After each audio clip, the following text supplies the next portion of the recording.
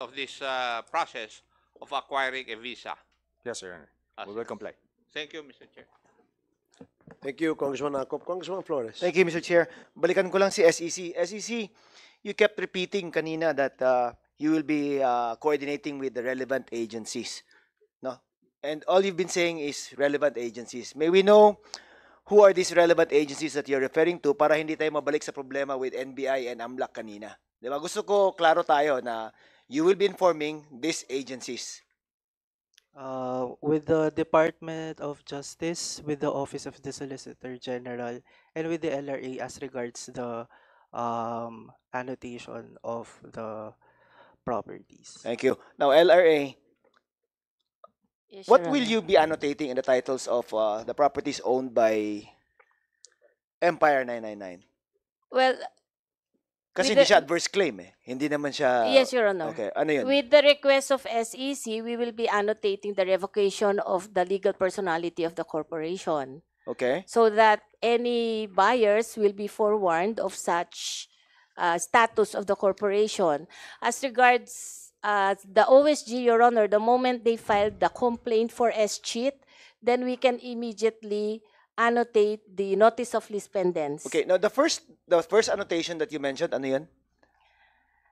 The revocation of Revocation. the But that will corporate- not be annotated in the titles, It correct? will be annotated, It will Your be. Honor. Yes, Okay, Your so that Honor. will forewarn any future buyers Yes, Your of Honor. the properties. Yes, Your Okay. Honor. Now, so that is after the notification issued by the SEC. Yes, Your Honor. Okay, so klaro tayo ha? Yes, Kasi Your Honor. babalikan namin kayo. Provided, Your Ah. Honor, that they will specify in the request the particular title numbers, which we will provide them. Oh, you provide them.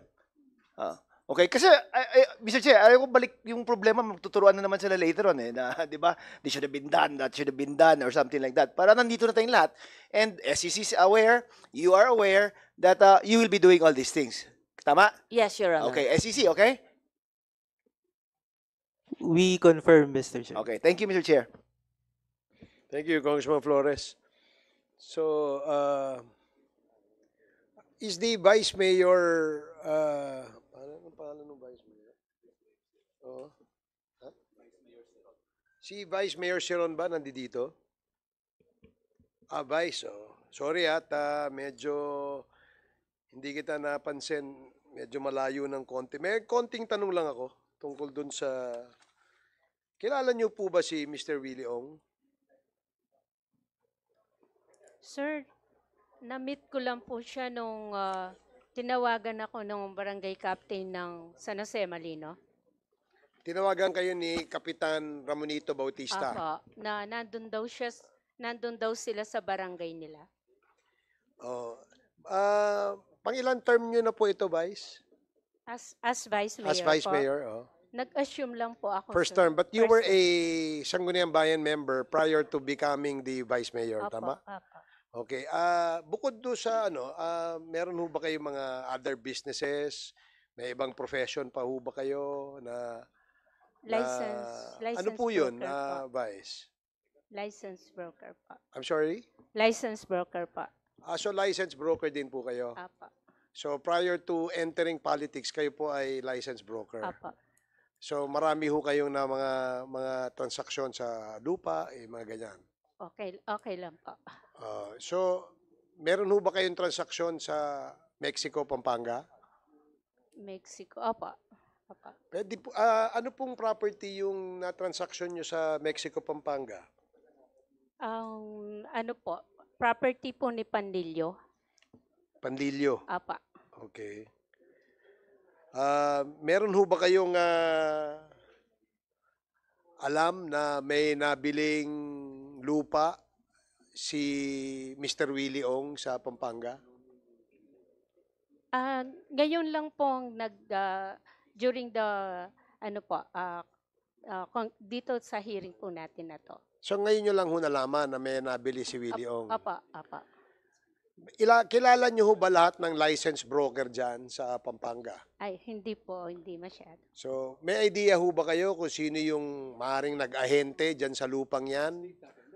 Ay, wala po. Naibenta, nabili ni Mr. Willie Ong? Wala po akong idea, sir. So, wala ho kayong idea? Opo. Si Mr. Chairman. Willie Ong, kakilala nyo? Ay, hindi ko po kilala. Hindi nyo No. pa nami-meet? Hindi, na-meet ko po siya once nung tinawagan po ako ni barangay captain po ng ano po, San Jose Malino. Bakit po kayo tinawagan ni Kapitan? Anong pinakilala kayo kay Mr. Willie Ong? Hindi po, kasi that time po, di ba, nagkakaroon na po ng problem. So, kasi si Kapitan po nagpapa-advise din po kasi sa akin. So, nung ano po, tinawagan niya ako, nandun po sabi niya si Willie Ong. Pero first time ko lang po yun nakita sa ano po. Yun yung first time na kung saan kasama niyo ho si Kapitan. Tinawagan po ako. Opo, pinuntahan ko po siya. So, mga ilang beses po kayo nagkausap, nagkita, Once lang po. Yun lang po. once lang po. Opo, opo. Meron nung kasing information na nagkaroon na yata ng problema sa right of way dun sa area ng warehouse ni Mr. Willie Ong. Tama po ba yung Kap? Opo, Your Honor, yung pong likod ng warehouse. Okay, so nagkaroon nun ng problema dun sa right of way at base sa aming impormasyon, humingi kayo ng tulong kay Vice Mayor para matulungan kayo. Tama po ba yan?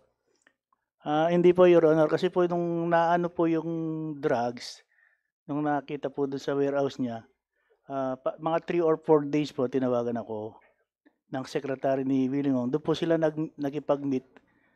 Nagko-consulta po kay Vice na yun po, inaano po nila yung mga documents nila na nakalist daw po yung warehouse, na taga-China yung... Kap, pupunta ho tayo dyan. Yung tanong ko lang ho, may problema sa right of way. Di Yung po pong ba? right of way dun sa likod, kasi po, yung barangay ko, meron pong daan na maliit doon na access road papuntang main road. Sinasakop po niya lahat yung road. Pag sinakop po niya, alos 2 meters na lang, hindi na po makakadaan ng Pero sa titulo, sa kanya ho yung road na yon. As per survey po ng result, sa kanya po daw, napakiusapan ko po yung engineer niya na umatras ng konti. Pumayag naman po. So bali nakiusap kayo kay Mr. Ong, nabigyan kayo ng daan, yung right of way dun sa likod ng kanyang warehouse. Opo, para po may daan yung isang purok ko sa yung para ma-access ng tao. Opo, opo. Okay. Ano naman hong kinalaman ni Vice doon? Bakit nyo isinangguni kay Vice Mayor yon? Hindi ko po sinangguni. Sinangguni ko po yung tumawag sa akin yung secretary na may pinapakita silang list ng warehouse doon po sa nakuhanan ng drugs. So sumangguni ho kayo kay Vice Mayor nung na-discover na yung drugs doon sa warehouse ni Mr. Willie Ong. Opo, nakipagbit po sila sa bahay ko, kasama niya yung secretary, tapos may pinapakita po silang sulat, Chinese character po, hindi na maintindihan. Ang sabi ko na lang po sa kanya na pupunta na lang kung may investigasyon. Okay. Sabi po nila pupunta, ngayon hindi man po ata, Sige hindi po. po pupunta. Do you confirm that, Vice, na yun ho ang nangyari? Opo, Your Honor. So nakita nyo rin ho yung dokumentong pinapakita ni Mr. Ong sa inyo? Nakita po namin, kaya lang hindi po namin maintindihan. Kasi Kasi nga po, Chinese character. Chinese character. Opo. Hindi ba panlilin lang yun? Pakitaan kayo ng dokumento at sinasabi nila, paano nyo nalaman na sublease contract yun? Vice, sorry. Paano nyo po nalaman na ito ay isang kontrata na kung saan pinalis niya yung warehouse na yun? May pinapakita po kasi silang document na Chinese character. Pero yung contract of lease po, ano po siya, nababasa naman siya, hindi po siya Chinese character. Kaya kayo nagkaroon ng idea na ito ay... Contract of lease. Okay, na ito ay lease contract. Lease contract. Nabanggit ho ba ni Willie Ong kung kanino niya ho pinapalis yung warehouse? Kung anong pangalan o kumpanya? Hindi ko po matandaan nun eh. So, pinakita lang po yung lease contract nun. Wala ho